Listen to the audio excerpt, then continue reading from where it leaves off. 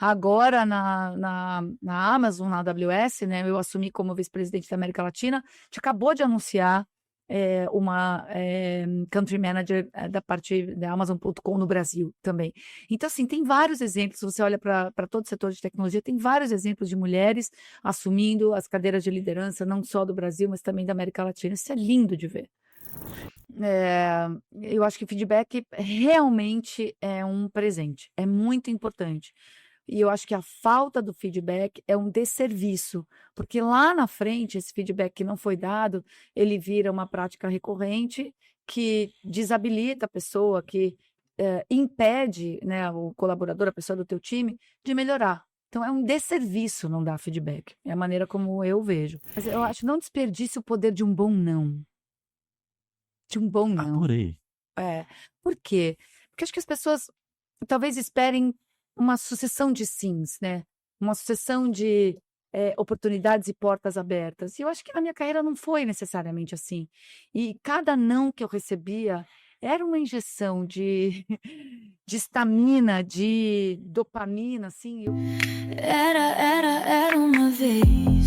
Bom dia, boa tarde, boa noite, você interessado em assuntos corporativos deste meu Brasil e deste planeta. Ainda não passamos para as galáxias. Seja muito bem-vindo, muito bem-vinda a mais um Era Uma Vez Podcast, o podcast oferecido pela Era, a empresa que tem como propósito melhorar o atendimento do seu cliente, melhorando também a experiência do seu colaborador.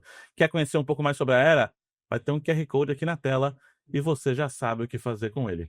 Hoje, estamos aqui recebendo ela, que já foi amiga de Bill Gates, já foi amiga de Steve Jobs e hoje é melhor amiga de Jeff Bezos. Paula Belízia, que é presidente América Latina da AWS. Paula, seja muito bem-vinda ao Era Uma Vez Podcast. Muito obrigada, Bruno. Estou super feliz de estar aqui. Obrigada pelo convite e sobre ser amiga dessas pessoas ilustres só nos meus sonhos. Sim, tive a oportunidade de trabalhar nas empresas deles. Maravilhoso. E como aqui a gente fala muito sobre experiência do cliente e eu sou especialista em experiência do cliente e do colaborador, a gente também preza pela experiência dos nossos convidados. E é por isso que a gente tem uma surpresa para você. Eu imagino que você não seja geek, mas eu acho que vai ficar muito bem na sua estante uma mini Paula, um Gente, Funko mini Paula, coisa mais linda! com uma roupa que você usa, A minha cara, olha só. Será? A gente vai Adorei. trocar a foto na estante, tá? Obrigada, pessoal. Adorei. Paula, então vamos ao assunto do que a gente vai falar por aqui. É muita coisa. Sua carreira é brilhante. A gente falou, brincando aí, de amiga de todas essas personalidades, porque você esteve nessas empresas, liderando negócio para essas empresas. Paula, acho que é interessante mostrar para as pessoas de onde você veio, para onde você está indo e como é que está esse meio do caminho. Vamos lá. Então, eu comecei minha carreira. Vou falar de carreira, né? Se bem que minha vida pessoal influencia muito, né? Eu sou casada há 26, 27 anos já, tenho 2 filhos, tenho o Antônio de 23 anos, a Manuela de 17 anos, e muitas dos movimentos, das decisões que eu fiz na minha carreira, Bruno, tem a ver com a minha família, né? Tem a ver com de onde eu vim, né? Eu sou portuguesa, não sou nascida no Brasil, tenho uma família com uma história super interessante, então quero só mencionar isso sem ir profundamente, porque sem dúvida nenhuma, tem muita influência em quem eu sou, em quem eu construí na minha vida profissional também. Então, mas olhando para a vida profissional, eu me formei em tecnologia, né, Bruno? Lá atrás, quando as grandes empresas de tecnologia dessa nova geração, eu diria, começaram a aparecer, né? Então, eu fiz processamento de dados na FATEC, que eu acho que é uma ilha de excelência no estado de São Paulo, ensino público, fiz em Santos, e logo depois eu comecei minha carreira. Fui trainee na Cosipa, ninguém aqui deve saber o que é Cosipa, uma siderúrgica paulista, em Cubatão, e eu comecei nas áreas de tecnologia, já programando nas áreas de negócio. E depois eu tive um longo estadia, um longo período na Whirlpool, né, que é Brastemp, Consul, e foi um momento de grande formação profissional para mim. Mas eu sempre tive o sonho, por isso que acho que é tão importante as pessoas terem um sonho nas suas carreiras, nas suas vidas, de trabalhar em tecnologia, com tecnologia. E em um dado momento eu recebi a oportunidade, fui atrás e recebi a oportunidade de trabalhar na Microsoft. E fiquei lá 10 anos, e depois de lá, a Microsoft queria que eu saísse do Brasil, eu precisava decidir se eu saía da Microsoft ou eu saía do Brasil. Eu decidi sair da Microsoft e ficar no Brasil pelas questões familiares, e acho que depois disso fui executiva na Meta hoje, né, na época Facebook. Depois eu fui para a Apple, né, como Country Manager da Apple no Brasil. Tem histórias espetaculares dessa fase. E depois eu recebi o convite da Microsoft de voltar para a empresa para liderar como presidente a operação no Brasil. Foi um período super intenso, importante, grandes aprendizados. Depois eu finalmente saí do Brasil, conseguiram me tirar do Brasil, e eu mudei com a minha família para os Estados Unidos. Foi um período curto durante a pandemia, e por causa da pandemia e de novo por causa da minha família, a gente decidiu voltar para o Brasil e reunir a família de novo.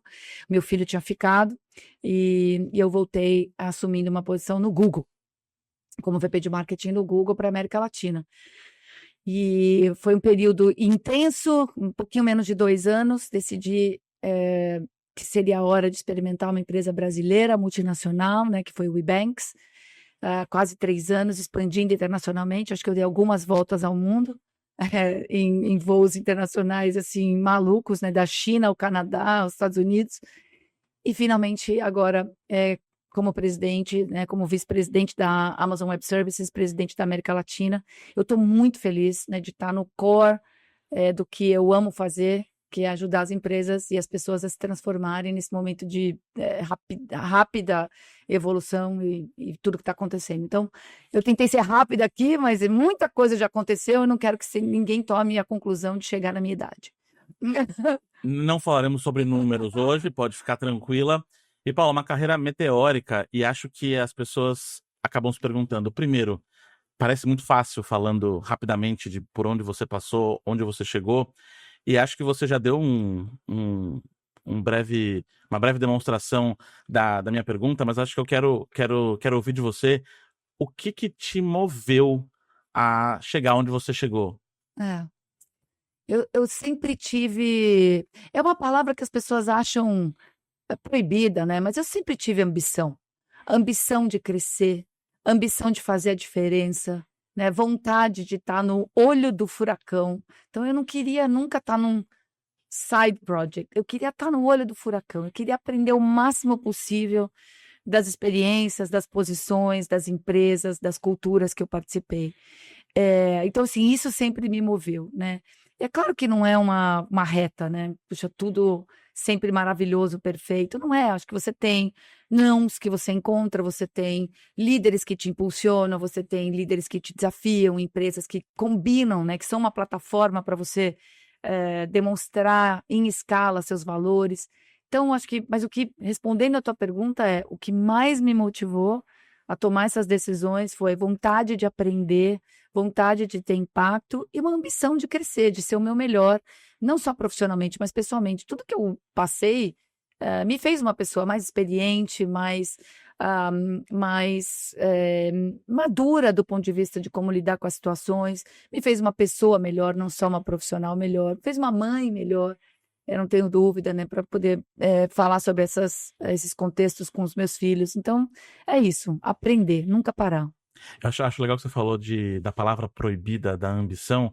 É interessante a gente falar que a ambição é diferente de ganância. Exato. É de querer, de estar num lugar e se mexer para querer sempre mais e aprender mais, né? Exato, você ter vontade de estar vivendo uma experiência. Eu sempre tive essa vontade, eu queria estar liderando um negócio, liderando um time de alta performance, liderando possibilidades de transformar e fazer a diferença na vida das pessoas, né? No fim do dia, o que você faz com tecnologia, que é o que eu gosto de fazer, transforma a vida das pessoas, né? E é sempre uma questão de uma transformação positiva, né?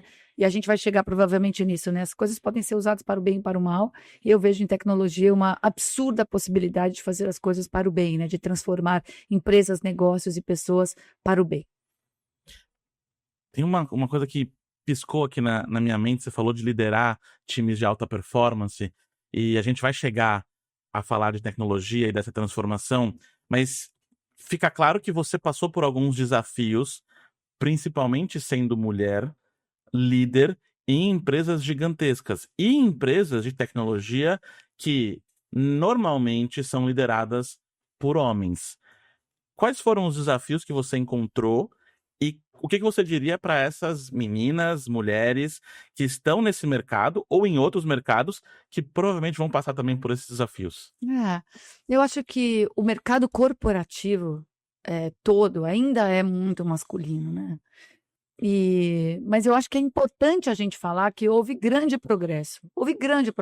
Então a gente não pode ficar batendo na mesma tecla que, a gente ainda não fez, não teve evolução, que as mulheres não têm vez. Eu acho que o papel da mulher está estabelecido hoje, mas não, não foi fácil e eu acho, acredito que, as mulheres vão continuar tendo desafios, né, se elas se propuserem a ter essas carreiras e que eu realmente encorajo as mulheres a chegarem aonde elas quiserem, né.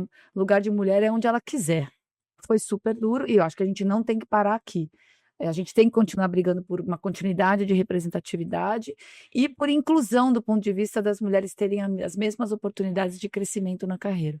Eu vivi tantas histórias, Bruno, assim, no começo da minha carreira, né, eu ouvi algumas coisas do tipo: "Ah, você quer ser gerente? Mas você não tem tempo nem de fazer a unha".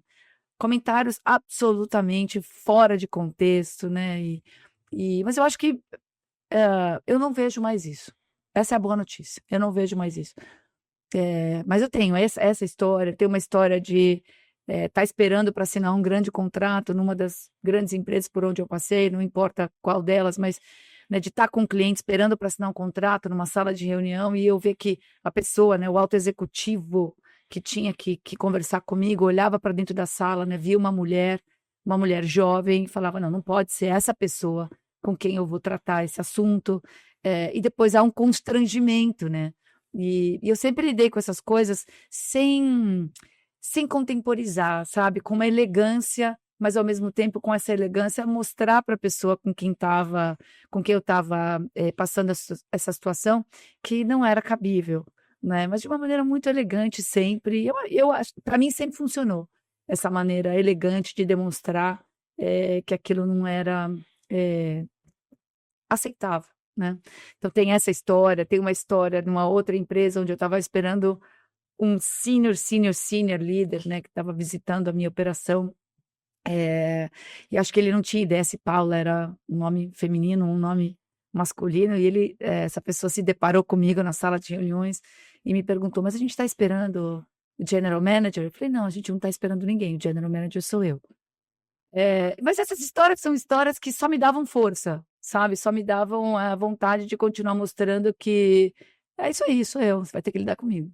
Há que se ter pelo menos uma pitada de inteligência emocional para lidar com isso. Porque talvez outras pessoas tivessem uma reação, algo mais reativo, algo mais brutal, e você falou que lidava com isso com elegância. Você se preocupava em estudar inteligência emocional, de se ter, de desenvolver, ou isso veio naturalmente? Não, eu acho que preparo é sempre bom, você tem que estar preparada para essas situações. Eu sabia que eu ia lidar com, situações mais do status quo, né. E eu não gosto de falar assim: "Eu fui a primeira isso, a primeira aquilo". Eu gosto mais de falar: "Quem me sucedeu foram mulheres", né, então eu tenho várias histórias de mulheres que me sucederam e isso me deixa muito, muito, muito feliz. Histórias concretas, porque a gente tem vários movimentos, né, uma sobe e puxa a outra, movimento X, vários que eu gosto mesmo "Então me conta, quem te sucedeu?", né. Quem que você O que que formou, você né, o que mudou? que você mudou? E isso me deixa super feliz. Então, para a tua pergunta, se eu sempre me preparei, eu acho que sim, eu acho que eu me preparava para essas reuniões, quanto mais preparada no tópico, no tema, no negócio eu estava, mais confortável eu estava para lidar com a parte emocional, né. Se você não está preparada para lidar com o tópico de negócios, qualquer, ah qualquer input desses te desestabiliza. Então eu procurava sempre estar muito, muito, muito preparada. Claro que ninguém é perfeito, né, mas eu procurava estar muito preparada para lidar com o negócio, porque nada como a competência, sabe. E daí essas reações você consegue lidar um Com mais um leveza. toquezinho, assim, de elegância, que é o que eu gostava de fazer e gosto de fazer. E você falou de eu não gosto de falar que eu sou a primeira aquilo, já excluí aqui uma pergunta, porque eu ia falar de você como primeira presidente mulher da Microsoft. E se eu não estiver errado, quem te sucedeu também foi uma mulher. Então quer Foi uma dizer que mulher. você deixou um legado que continua acontecendo por aí. Na verdade, depois de mim, tivemos uma mulher e agora, recentemente, mais uma mulher, né? Agora, na Amazon, na AWS, né, eu assumi como vice-presidente da América Latina, a gente acabou de anunciar uma country manager da parte da Amazon.com no Brasil também. Então, assim, tem vários exemplos, se você olha para todo o setor de tecnologia, tem vários exemplos de mulheres assumindo as cadeiras de liderança, não só do Brasil, mas também da América Latina. Isso é lindo de ver. E recentemente eu tive num evento como mestre de cerimônias e eu tive a oportunidade de trazer uma das executivas da Amazon para falar especificamente de e-commerce e tudo mais, e fala com uma maestria e você vê que os negócios eles acontecem independente do gênero do mandatário, do É. CEO, do executivo, e acho que isso é uma informação, uma mensagem importante que se manda para o mercado. Eu, pessoalmente, como liderado de muitas empresas, sempre me dei melhor com chefes mulheres. Uhum. E claro que isso é uma coisa pessoal, mas você teve alguma dificuldade em liderar homens dentro dessas empresas de tecnologia? Não. Que ótimo! Que ótimo! Não, acho que eu tive maiores ou menores desafios em liderar pessoas com perfis diferentes, com ambições específicas, com histórias passadas, né, em termos de experiências que essas pessoas tiveram. Então, pessoas, nunca me deparei com essa perspectiva de dificuldade ou não de liderar homens ou mulheres, né. Eu acho que você tem que ter um olhar para as pessoas. No fim do dia, eu acho que foi como a gente aqueceu aqui hoje, né, Bruno? No fim do dia é tudo sobre pessoas, né? Por mais que a gente avance na tecnologia e a gente vai avançar e a gente vai conseguir uma complementariedade, né, um aumento da capacidade humana através de tecnologia, no fim do dia é sobre pessoas. No fim do dia é como você lidera com empatia, no fim do dia é como você é inclusivo em tudo que você faz e fala.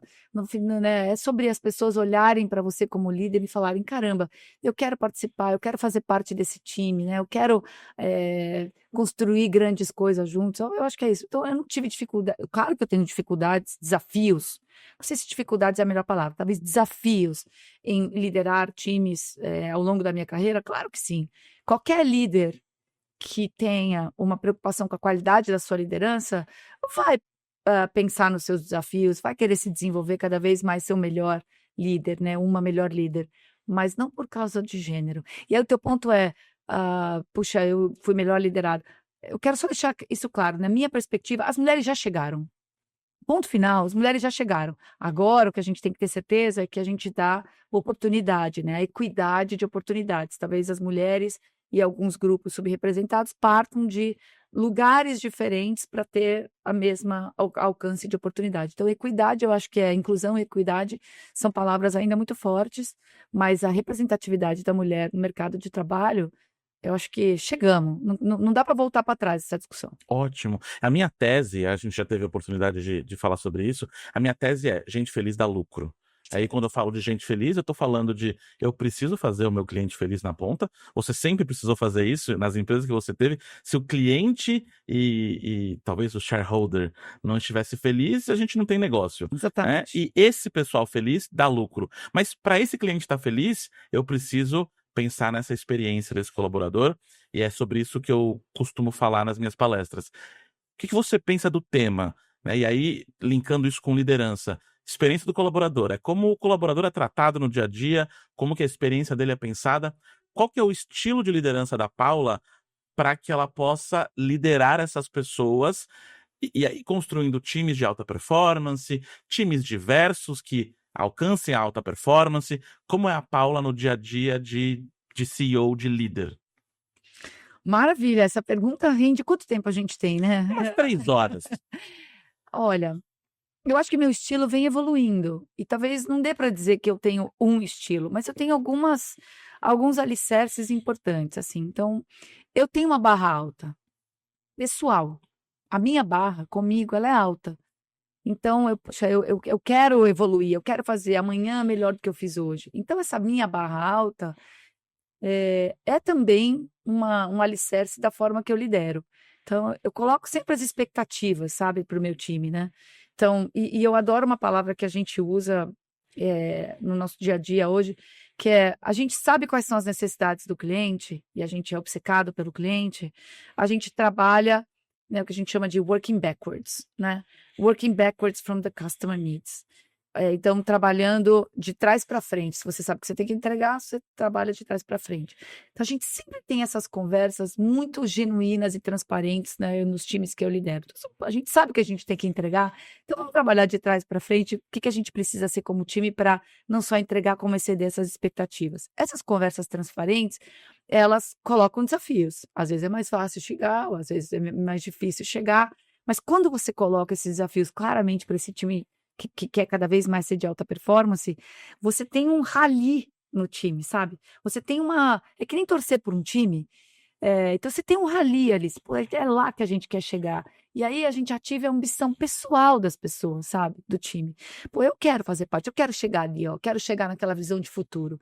Então todo mundo compartilha de uma visão. Isso eu acho muito importante numa liderança eficaz, eficiente, inspiradora. Isso inspira as pessoas a quererem levantar sua barra também. Então, esse é um alicerce do meu estilo de liderança.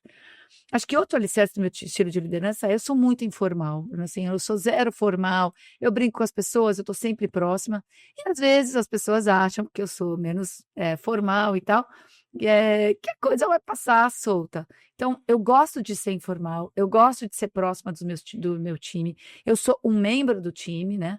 Uma pessoa que faz parte do coletivo, do grupo, mas eu cobro. Eu cobro. Se a gente acordou aquilo, então eu vou lá e cobro. Eu não sou micromanager, mas eu cobro e eu tô sempre lembrando as pessoas, ó, se a gente quer chegar aqui e agora a gente não chegou num ponto que vai nos levar até aqui, temos um problema. Vamos sentar, vamos conversar. O que a gente vai fazer diferente? Quais são os aprendizados? Quais são as ajudas necessárias? Então, eu acho que esse é um outro pilar. Um é a inspiração, o outro é a proximidade com uma barra alta de entrega. E acho que a outra é tratar as pessoas como pessoas, né? Eu adoro uma frase, te comentei antes, do Fábio Barbosa, que é um executivo super, tem uma história linda de carreira, que ele fala, puxa, na minha vida profissional inteira eu só tentei contratar profissionais, acontece que junto com o profissional vieram as pessoas. E é isso, no fim do dia você está lidando com as pessoas, né? Quem está por trás da posição de VP, quem está por trás da posição de CX, quem está por trás da posição de analista, é sempre uma pessoa que tem objetivos, ambições, desafios, que tem uma história. Então, acho que tem que ter uma liderança genuinamente preocupada com as pessoas. Mas ainda, entendeu? Cobrando os resultados. E como você disse, se a gente não entrega os resultados, não tem um negócio, Não. né? Eu adorei que você falou de expectativa, porque para mim, qualquer experiência, seja experiência do cliente, experiência do colaborador, experiência no casamento, no namoro, com pai, com mãe, com irmão, com todo mundo, começa com expectativa. Eu sou engenheiro de computação de formação, então sempre que eu vou fazer uma palestra, eu trago o lado engenheiro e digo, experiência tem fórmula.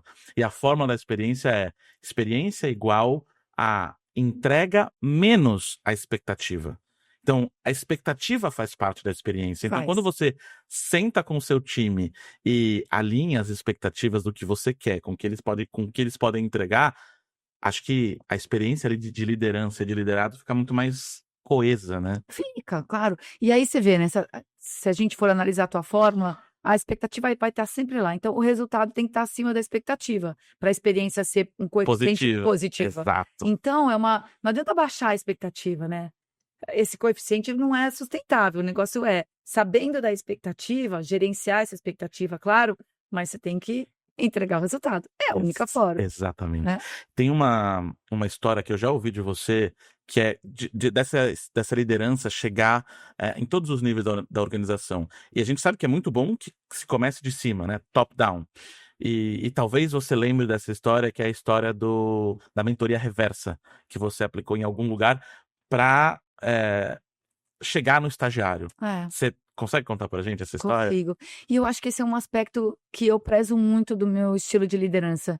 Eu não sei tudo. É impossível, Eu improdutivo, learn it all. impraticável que você saiba tudo, especialmente no mundo que a gente está agora, tantas coisas acontecendo tão rápido, exponencialmente. Então, a única maneira de você ter um time expandido, né, todo o time ali que eu lidero, não só os meus diretos, mas de alta performance, é de troca e aprendizado o tempo inteiro. E eu acho que um líder, um líder que inspira, uma líder que inspira e que traz resultados, tem que estar mostrando sua vulnerabilidade também. E quando você se coloca para ser mentorada por profissionais no seu início de carreira, é lindo. É lindo, porque primeiro que dá uma bugada no sistema, né? Hã? Né, eu lembro da primeira estagiária, que eu convidei para ser minha, mentora, ela chegou na reunião, né, estava bem escrito a reunião, o título da reunião, a expectativa era, né, mentoria para a Paula, né, não era mentoria da Paula. E essa, pessoa, essa jovem, profissional chegou e falou assim: "Paula, sobre o que que você quer fazer? Eu trouxe aqui algumas coisas para a gente discutir, para você fazer perguntas". Eu falei: "Não, não, não, não, não, não, não, não, não, é o contrário. Eu tenho um monte de perguntas para te fazer sobre o que eu quero aprender de você". E isso buga o sistema, sabe. E é muito legal, porque você do do topo da sua posição, se colocar no lugar de aprendizado, primeiro que é genuíno, verdadeiro, se aprende muito com essa nova geração que está chegando no mercado de trabalho. E segundo que você mostra que você não sabe tudo e você seta um comportamento para todos os outros líderes que é super interessante. Então, você tem que persistir nisso, né? O learn it all, o querer aprender, é o que a gente chama hoje, né, de learn and be curious forever. Sempre. Ser curioso é uma coisa mágica, maravilhosa. Perguntar sobre tudo, estudar um pouquinho sobre tudo, né, se preocupar no que é importante, fazer o aprofundamento, né, e conhecer profundamente algumas coisas que são importantes para você, para o seu time, é super importante. Então essa experiência foi incrível. Eu implementei um projeto de mentoria reversa e depois vários líderes, adotaram, foi um sucesso. Eu imagino a reação tanto da estagiária, dos estagiários, de caramba, deve ter ficado nervosa pra caramba, não deve ter Ficou. dormido no dia anterior. Dava para ver a voz embargada, mas eu também estava nervosa, entendeu? Eu E tá também tudo certo, tudo certo. tô. E também o impacto no time, né, então, se a Paula, que é a CEO, a diretora, enfim, faz isso, isso meio que me obriga a ou mudar de olhar ou fazer alguma coisa pra isso acontecer. É literalmente agir pelo exemplo, né. Eu acho que é isso, eu acho que é isso. Eu acho que hoje a liderança, eh, inspiradora é sobre liderar pelo exemplo. E assim, e não tem perfeição, sabe, Bruno? Parece que eu tô aqui falando de tudo dá certo, é tudo perfeito. Não, tem horas que, né, os resultados estão um pouco mais desafiadores, tem horas que, não dá para ser tão inspiradora, mas o balanço das coisas não pode se perder, sabe? E você também tem que aprender com seus erros. "Putz, meu, nessa reunião eu podia ter feito isso, eu podia ter feito aquilo".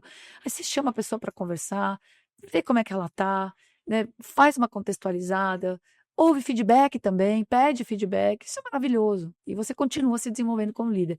Eu não sei tudo ainda, eu quero ser uma líder amanhã melhor do que eu sou hoje, sem dúvida nenhuma. Eu gosto sempre de trazer essa realidade, porque quando a gente fala de experiência, seja do cliente, então fala de cliente, Disney. Uou! Quando eu falo de colaborador, parece que a gente vai chamar o RH para abraçar a árvore, que os líderes têm que abraçar a árvore, todo mundo junto, mas a realidade do dia a dia de uma empresa é muito longe de abraçar a árvore. E aí tem um tema que é muito recorrente e vários líderes me perguntam, e aí eu vou passar a pergunta para você nessa liderança, como dar feedback? Que acho que é um tema que, eu dou o feedback sanduíche, eu dou uma elogiada, dou o feedback negativo e depois elogio no final de novo. Tem várias técnicas e como que a Paula dá feedback para um É. colaborador? Depois eu vou fazer uma sugestão de um livro que me ajudou muito Por nisso. favor. Eu acho que feedback realmente é um presente, é muito importante. E eu acho que a falta do feedback é um desserviço, porque lá na frente esse feedback que não foi dado, ele vira uma prática recorrente que desabilita a pessoa, que, impede, né, o colaborador, a pessoa do teu time, de melhorar. Então é um desserviço não dar feedback, é a maneira como eu vejo. E eu fui aprimorando a forma de dar feedback, e tem esse livro, que eu já vou falar qual é, que me ajudou muito, que é o seguinte, né, a forma efetiva, e eu acho que é efetivo, eu tenho visto que é efetivo. Então, primeiro, na hora que você dá um feedback, você tem que se ater aos fatos. Olha, os fatos que eu observo sobre esta situação, Paula, "Ó, você falou isso, aconteceu aquilo, os números estão mostrando isso, então não tem nenhum julgamento de valor da minha parte. Fatos. Fatos, números, dados. E você apresenta esses fatos para a pessoa e pergunta para ela o que que ela acha, o que que ela vê. Antes de você ter seus comentários, observações ou o teu feedback. E é muito legal, porque daí você passa para a pessoa a responsabilidade de analisar a situação. E aí a conversa se estabelece. Daí depois eu falo: "Bom, eu vou te dar a minha visão, né, tô te ouvindo, anotei aqui todos os pontos de como você, analisa o que aconteceu, agora eu vou te dar a minha versão". E eu tô sempre preparada. A minha análise ou a minha observação para você é: "Quando aconteceu isso, será que não foi por causa disso, disso, disso? Este número aqui, ó, que não tá indo bem, provavelmente, será que não tá ligado a uma métrica XPTO?". E aí, você tira a subjetividade do feedback, né, não é o que a Paula pensa. Essa pessoa não vai voltar para mim e querer me agradar. Não é sobre o que, né, agradar a Paula, não é pessoal, é muito objetivo.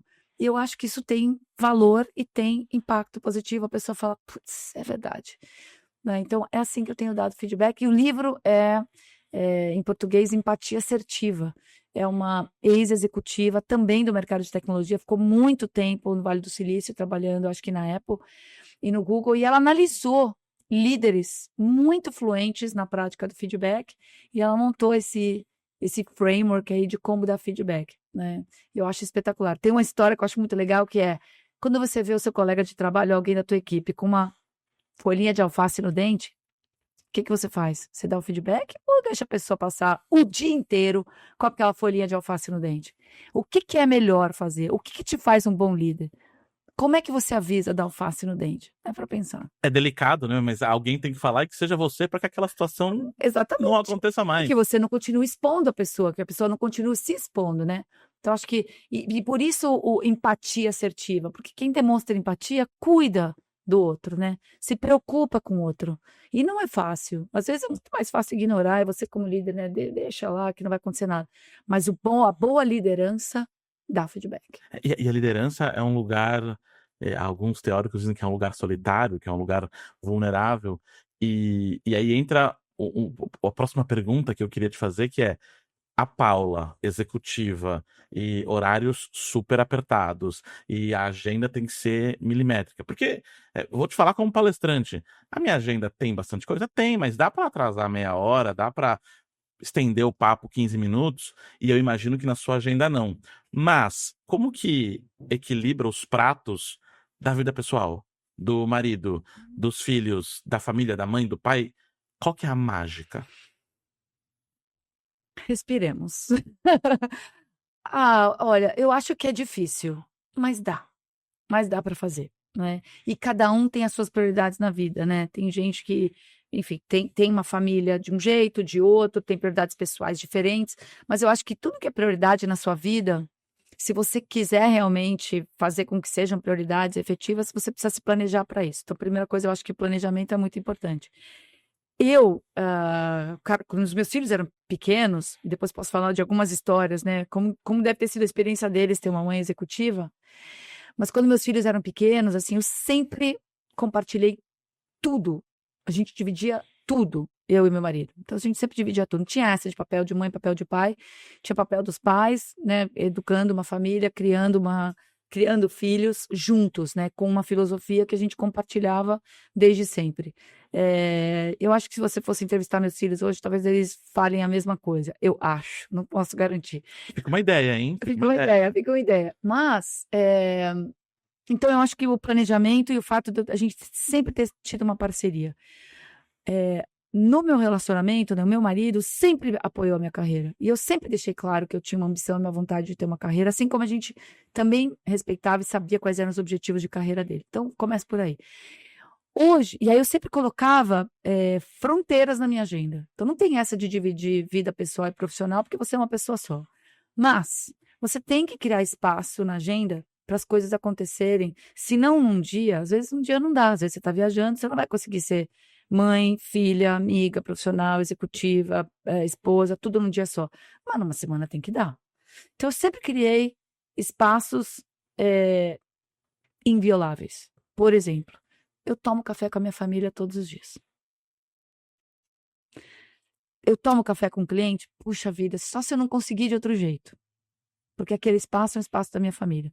Hoje, né, meus filhos adolescentes, jovens adultos, a gente treina todo dia à noite. Eu não treino que nem os especialistas falam, não pode treinar 4 horas antes de dormir. Não dá, mas para mim funciona treinar com os meus filhos e com meu marido. Então, todo dia, 8h30 da noite, né, de segunda a quinta, a gente treina os 4 juntos. Isso cria cola, é o momento que a gente brinca um com o outro, é o momento que a gente sabe da rotina um do outro. Então, isso é como está acontecendo hoje. A gente toma café juntos e a gente treina todo dia juntos. O que acontece aqui no meio é uma pancadaria. É uma pancadaria. É milimetricamente planejado, é meia hora, 1 hora, não posso atrasar, tudo mais.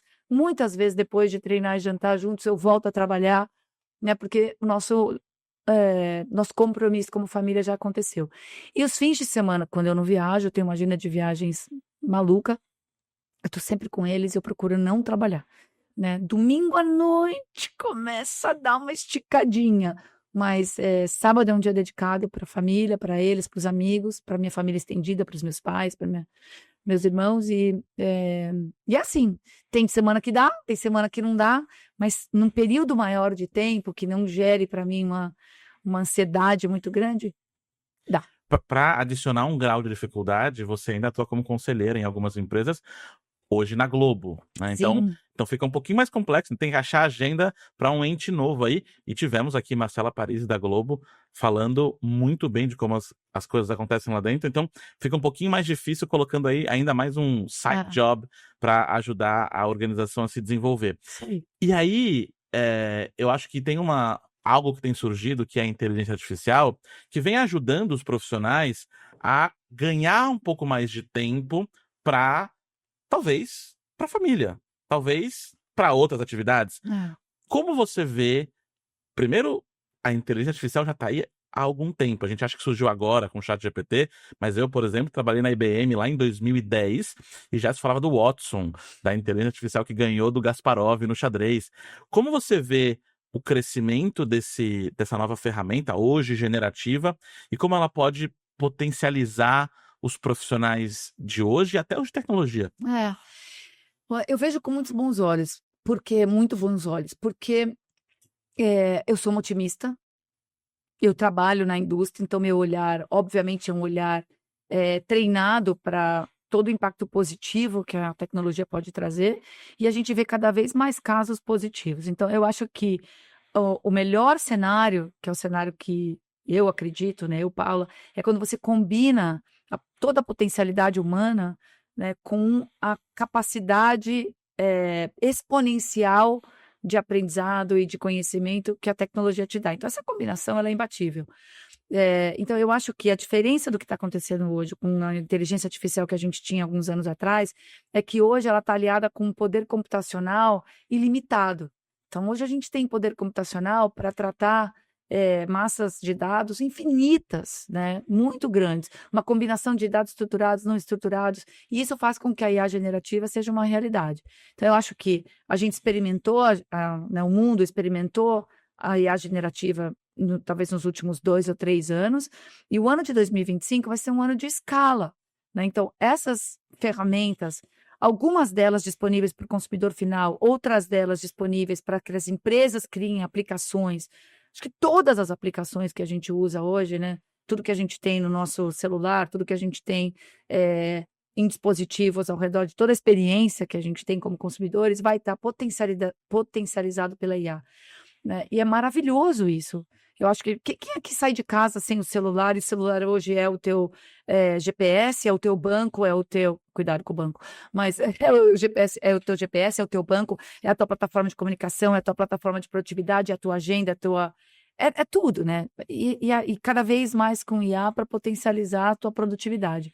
Eu, como pessoa, preciso muito dessa produtividade. Então, eu vejo com muitos bons olhos. E eu acho que as empresas, e eu acho que a América Latina, o Brasil, tem o desafio ainda de aumentar a sua produtividade, a produtividade do trabalhador, as empresas têm esse olhar, e isso é muito possível com as ferramentas de inteligência artificial generativa, muito possível. Então, é uma oportunidade gigante para um país como o Brasil, para as empresas brasileiras, para o trabalhador, né, para as pessoas que estão no mundo empreendendo, no mundo de startups, é uma oportunidade generalizada. Acho que as pessoas estão olhando assim, tem oportunidades de geração de negócios novos. Então vai haver muito mais disrupção. E eu acho que disrupção positiva. Olha o que aconteceu com o Pix no Brasil.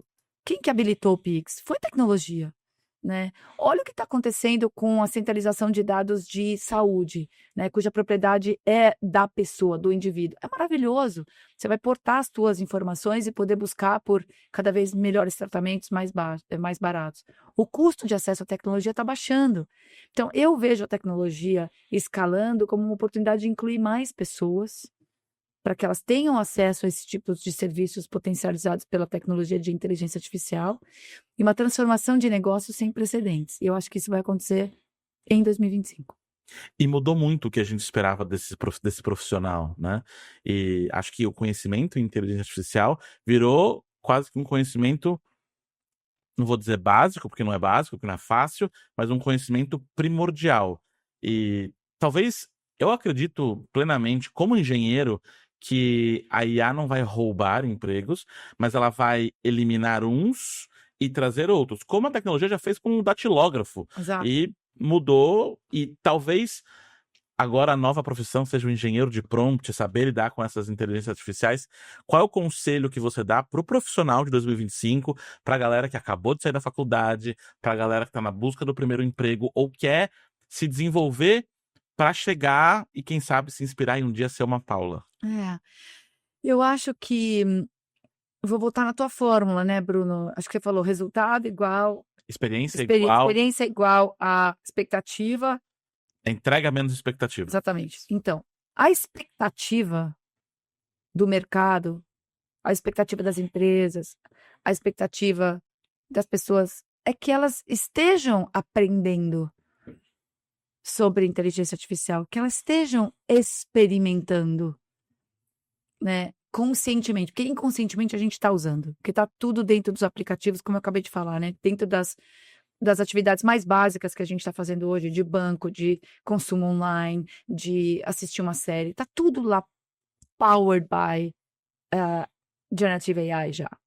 Mas o que que eu estou fazendo com o meu conhecimento básico ao redor de inteligência artificial? Eu sei como usar, eu sei como perguntar, eu sei como aumentar a minha produtividade, eu sei como melhorar a minha escrita, eu sei como pesquisar e aprender sobre novos assuntos. Eu sei desenvolver uma aplicação, porque hoje está muito mais fácil desenvolver sem ser um desenvolvedor, por que não? Então, eu acho que a curiosidade, aí a gente volta no que eu falei também.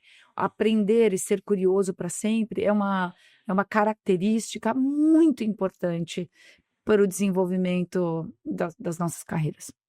Então, você não pode achar que você já sabe tudo, inclusive sobre inteligência artificial. Aí você dá uma buscadinha por aí, você vai ver um monte de conteúdo disponível, gratuito, seja de empresas de tecnologia, seja de algumas universidades, já disponibilizando cursos básicos, certificações, especializações em determinadas áreas de inteligência artificial, como você constrói uma infraestrutura de dados, porque no fim do dia inteligência artificial é sobre tratar dados em alto volume, está disponível.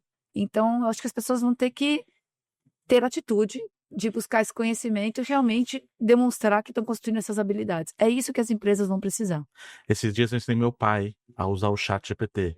E a cara dele de ver que é como falar comigo no WhatsApp, e acho que é o que você falou, ela traz inclusão, ela traz a possibilidade, por ser um chat, e não é só o chat GPT, tem a própria da Amazon, por exemplo, que é o Claude, se eu não me engano, que possibilita um mundo infinito para pessoas que talvez não usem aplicações nenhuma na internet e que agora fica mais fácil porque tem É uma mágico. IA generativa, né? É mágico. E o nosso, meu encanto, né, meu encantamento é trazer essa possibilidade para que as empresas entreguem cada vez melhores experiências e serviços porque elas estão habilitando a inteligência artificial para entregar esse resultado, sabe? Isso é transformador também. E eu acho que é inclusivo. E vai escalar cada vez mais.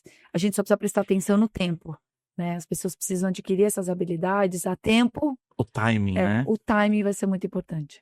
E aí você falou muito de aprender, de ir atrás de curso, e a gente percebe, e aí fica, se você não sabia, agora você sabe, a Paula é minha mentora, por isso que muitas histórias eu já conheço, mas eu faço questão de perguntar para você contar pra gente. A gente sabe que eu sei pelo menos, que o tema da educação é um tema muito caro para você. Muito. E ele impacta, acho que todos os tópicos que a gente falou aqui.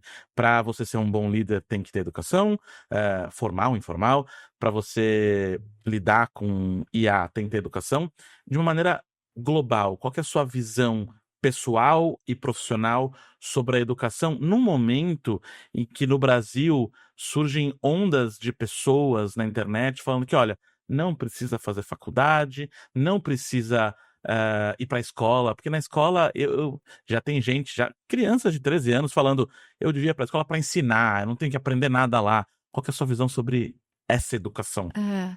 Eu acho que, de verdade, a expectativa das pessoas com relação à educação, ela mudou. Porque, pensa, todo conhecimento está disponível. E, né, se você for falar que ir para a escola ou ir para a faculdade é sobre absorver conteúdo, ir lá para pegar o conteúdo, essa função da escola, da universidade, ela não é mais necessária, porque o conhecimento está disponível. O que é diferente de aprendizado. É diferente de aprendizado. O aprendizado se dá com a reflexão sobre determinado conteúdo, a troca, a habilidade de co-construir opiniões, né? A leitura e a reflexão sobre isso. Então, o aprendizado, na minha opinião, pessoal, depende desse formato, formato concreto, né? Das pessoas se encontrarem para aprenderem, eu acho. Eu acho que isso é extremamente importante. Então, o que eu recomendei e fiz com os meus filhos é, pô, vai para a escola, sim, formal. E aí a gente tem que cada vez mais estar perto das escolas para influenciar na experiência de aprendizado. A experiência para formar bons cidadãos, a experiência para formar pessoas que são curiosas, a experiência para pessoas que vão querer aprender para o resto da vida. Porque a escola também o papel da escola não é ensinar tudo num determinado espaço de tempo daquela pessoa. A escola, se a experiência de aprendizado for incrível, ela vai incentivar as pessoas a quererem a continuar aprendendo. Então, assim, minha visão é a educação precisa continuar se transformando, porque a expectativa das pessoas, das crianças, ao chegar à escola, ela é diferente de há um século atrás. Se você entrar, eu adoro essa imagem, se você entrar no centro cirúrgico hoje, e se você entrar numa sala de aula hoje e comparar com uma imagem nos mesmos ambientes há 50, 60, 70 anos, você vai ver que o que menos se transformou foi a sala de aula. Então, eu acho que isso é uma expectativa e uma necessidade de transformação para os alunos do século XXI. Agora, eu acredito que o papel da escola formal é muito importante. E o papel da faculdade, da formação de ensino superior, ela também é importante. Agora, não é o único. Faculdade não é o único caminho. Você pode fazer uma faculdade se você tem ambição A, B ou C. Você pode fazer ensino técnico se você tem uma ambição A, B ou C. Agora, largar mão da educação, eu jamais faria. Pessoalmente, também não deixei meus filhos fazerem. Então, mas eu acho que é uma escolha de cada um. Eu acho que tem que investir em educação. Eu acho que aquela frase do Steve Jobs, né, de stay hungry, stay foolish, e continuar perseguindo mais conhecimento ao longo da vida. E se você me perguntar assim, Paula, qual é o investimento mais importante que você está fazendo para o futuro dos meus filhos? Eu não titubeio. Educação. Educação. Quanto mais eu puder investir na diversidade da educação deles, melhor. E esse é meu objetivo número 1. E eu sei que para os meus pais foi isso também. Né, com recursos muito mais limitados, a coisa mais importante para eles foi me dar uma qualidade de escola, de faculdade, etc. Então, eu acho que isso é, na minha visão, talvez eu seja quadrada, conservador, and so what? Eu acho que isso é ainda primordial. Concordamos plenamente nesse assunto. E chega aquele momento do papo que meu sonho era ser entrevistado pelo Jô, não vai acontecer. a galera faz porque Ah, estamos indo para a reta final.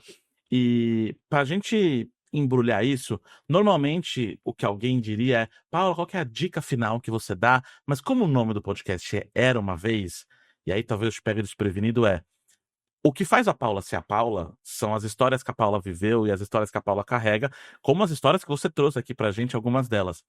Se alguém te pedisse um conselho de carreira, de como chegar perto do que a Paula é hoje, de como inspiração, qual que é a história que você contaria pra essa pessoa? Que é uma história sua, que só a Paula pode contar. é.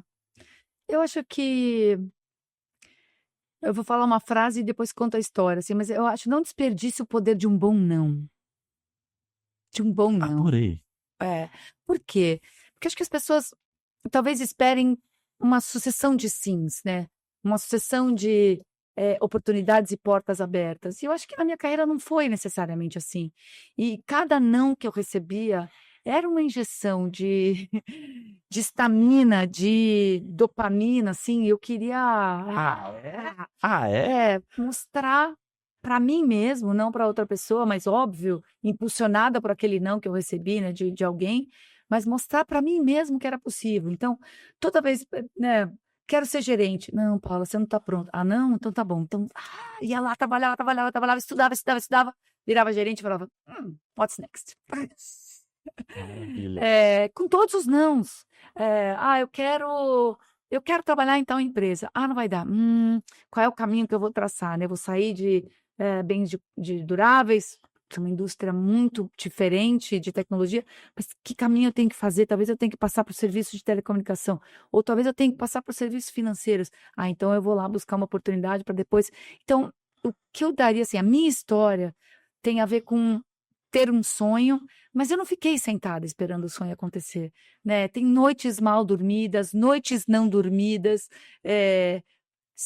morava em Santos, saí de Santos às 5 da manhã, voltar 1 hora da manhã, porque eu estava fazendo pós-graduação, porque eu estava fazendo MBA, porque eu estava fazendo então, assim, eu fiz tudo o que eu podia, inclusive e tem muita coisa que eu não pude, porque não estava no meu alcance.